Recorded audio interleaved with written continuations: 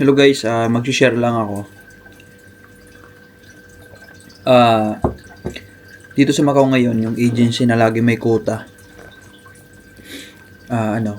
Xinhua Agency. Xinhua Agency guys. Lagi silang may quota ng sa mga resto.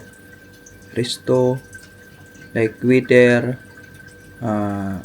dishwasher, kitchen helper, and meron din silang quota na delivery helper. Yan, puntahan yun guys, tsagain nyo. Nandun yan sa may portas yung agency na yan. May location dyan sa inano ko sa comment section. Tingnan nyo guys, silipin nyo. Yun ilagay nyo sa CV nyo. Yan, gardener yan. Security. Maglagay kayo dyan sa CV nyo. Kayo mag-alala kasi hindi naman uso dito yung certificate of employment. Basta pag-aralan mo lang yung mga nilagay mo sa CV para in case na sa interview, mayroon kang may sagot, may idea ka. Yung importante doon is may sagot ka.